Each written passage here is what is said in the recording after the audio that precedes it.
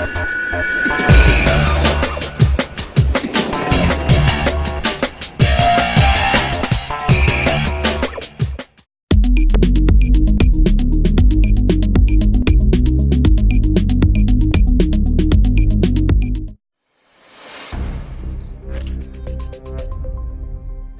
back to the Motor One stand at Autosport. I am here with Dan Walmsley from McLaren. You run all of the motorsport.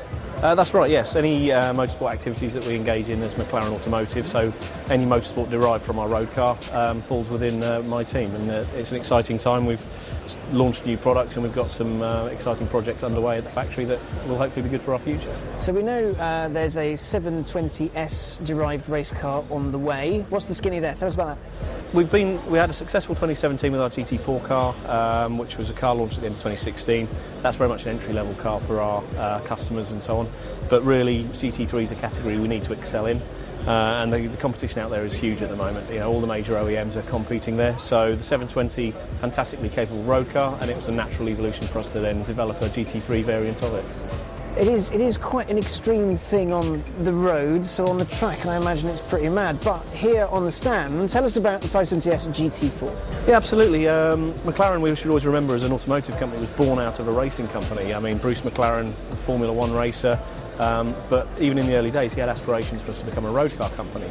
So McLaren Automotive's journey over the last 6-7 years has been phenomenal, going from 0 to 14,000 cars in the blink of an eye. But what we wanted to do is establish a racetrack heritage as we did before. And the 570 is a road car, fantastically capable, usable car, one of the most usable everyday sports cars that there is. So for us it made sense to move it into the GT4 category. It's aimed at customers who are looking to start their journey into motorsport. And we found it to be a fantastic platform for them to do that confidently and in an environment that they're comfortable with. It's a mid-engine sports car slash supercar. I still find it a bit weird to call it a sports car because the road car's got 570 horsepower. As a first race car, how do people react to it? We've had fantastic response. I mean, the irony of the situation is the base car is such a capable product that actually when we race the car we have to put ballast in it, so we actually lose some of the lightweight capabilities and we have to detune the engine to fit to the regulations. So you know, it starts from a very strong platform with the road car, but in essence the car is, I'd say, 70% road car. There's about 30% of the bill of materials gets changed for it to be converted to a race car. And every car that we build, every race car, starts its life at the beginning of the production line at MPC, McLaren Production Centre. And it travels down the first half of the production line, and at that point it then gets removed and we fit a roll cage and it becomes very much a focused race car. So we've kept that DNA and the original essence of what a 570S road car is. Because when you look inside, you've still got the same electric window switches. You've got the same door release, but there's actually a mechanical thing. And you've even kept the infotainment system, but that does something different in there, doesn't it? Yeah, absolutely. You know, we've had the opportunity to revise the functionality of things, and you know, there's no need for anything that's not warranted in the race car. I mean, we need it to be purely functional.